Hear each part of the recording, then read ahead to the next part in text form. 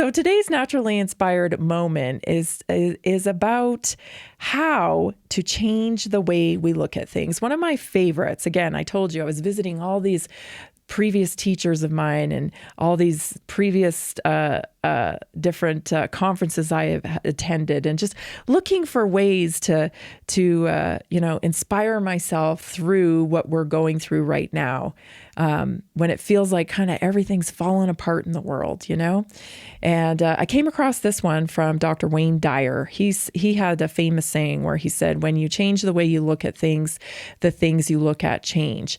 And that sounds simple and probably poetic, but it's one of the most powerful mindset shifts you can ever make. We spend so much of our lives reacting to what's in front of us, our health struggles, our financial worries, broken relationships, the weight we want to lose, the goals that seem way too far away. But what if the real change doesn't start with the thing itself, that it starts with how we see it? So when we change our perception, you don't just change your mind, you change your energy, your choices, your frequency. And ultimately, that's what changes your outcomes. So today I want to talk about 5 strategies to change the way you look at things. Number 1, step back from the situation. That's what I've been doing this week. Stepping back. Remember I said earlier this week, it's almost like you got to compartmentalize it and be an observer. And when emotions run high, you can't see clearly. So we have to step back and breathe before responding.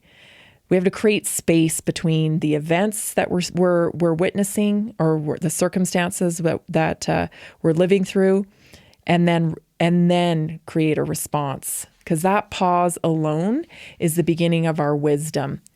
Number 2, ask better questions. So instead of asking, "Why is this happening?" What is this trying to teach me? Is a better question. This turns pain into purpose, and you instantly move from victim to student. So when you watch some of these things, you think, man, why are people acting this way? We have to look for that bridge, right? If we have our perception, if we can figure out their perspective, then we can build a bridge, because ultimately, the people all around the monopoly board, the hundreds of thousands of people I was just talking about, imagine if we all started working together. That's when real change starts to happen, right? When somebody pokes his head up, like this guy making this video, pokes their head up and goes, "Hey, this insurance thing's a ripoff." Like, yeah, it sure is. Then other people poke up and they go, "Oh, well, he's going to do it. I think I'm bailing on it. I'm going to come up with a better solution for my medical needs." That's when change happens, right? But we have to find that common bridge to start having those conversations. Because I'm pretty certain there isn't anybody that likes being ripped off. Oh, I love paying my health insurance when then they charge me for every little thing, and my deductible's $10,000. I love it. I love it. I love it. What? Nobody's like that.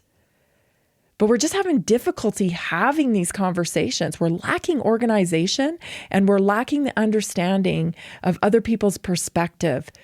When we don't understand other people's perspective, we can't relate. We can't build that bridge. Look for evidence of good. Your brain finds what it looks for, so train it to seek the blessing even in the mess. Gratitude changes your biology. It lowers your stress hormones and increases dopamine. And this is the motivation molecule. Number 4, reframe challenge as refinement. Pressure doesn't destroy you, it shapes you.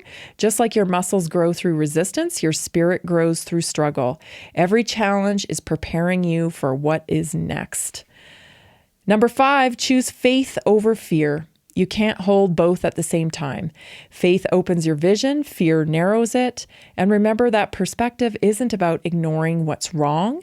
It's about seeing it through the lens of possibility. So when you learn to look at things differently with curiosity instead of judgment, hope instead of dread, your entire world rearranges itself around that new vibration. So the moment you change the way you see something, you've begun to change it. And I'm going to start trying to apply that more every day. Instead of, staying in my perception, I'm going to try to understand other people's perspective and build a bridge. Because asking questions is probably the best thing you can do to understand somebody else's perspective. My perception is because of my experiences, and so is theirs. So my experience in the medical model led me to where I am today. I had different events that happened that just completely eroded the trust in the system. Some pretty blatant things. Also, the results weren't the ones I wanted. I just simply was not getting the results out of that model. And so that caused me to make different decisions, get different results, and now that's my perception of that model. But I have to understand that other people have not had those experiences yet. Or if they have had those experiences, they haven't interpreted them the same way that I have. That's, more likely. Because the system itself tends to defend itself, right? So if something terrible happens to us in the medical model, the system defends itself with things like, oh, that's idiopathic. We don't know why that happens. Fear, right? This model that we are living in when it comes to medicine right now, it needs fear to continue operating in the manner that it is.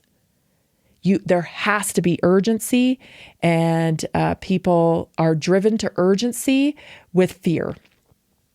And I'm talking about chronic disease model here. I'm not talking about emergency medicine, but I'm talking about chronic disease here. It has to have an element of fear to it for it to operate like this. It has to maintain the idiopathic narrative in order for people to continue to think, oh, I'm just a victim of this, because we don't know why it happens. The truth is there is cause. There is cause. And maybe people don't like the cause, right? When you hear things like, it's your lifestyle, it's the food you're eating, it's the sedentary lifestyle, it's the stress, it's the trauma. When people hear that, perhaps they interpret that as, oh gosh, I'm going to have to go through work.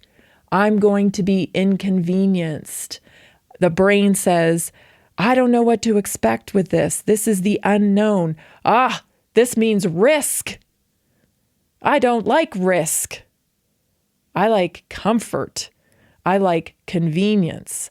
I'd much rather just be lied to and told I can take this pill and fix myself. The problem with that is that it doesn't fix you, obviously. It's only a Band-Aid. And the only way to true healing is by facing up to the truth. We seem to be having a really big problem with that in our culture. We've been marketed to, we've been lied to. Nobody wants to tell us the truth. They'll tell you it's because they're sparing your feelings, or it's mean to tell you the truth, right? It's mean. That's so mean. It's mean to not tell the truth, because all lies end in catastrophe. They always end badly, right?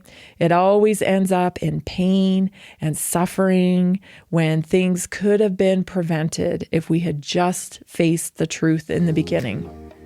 And the truth is, right now, we need to take personal responsibility for shaping culture in our own country. And that means growth. It means a little pain and discomfort, but it will be so worth it. You're listening to Naturally Inspired Radio. I'm Tammy Cuthbert Garcia. Stay tuned. We'll be right back.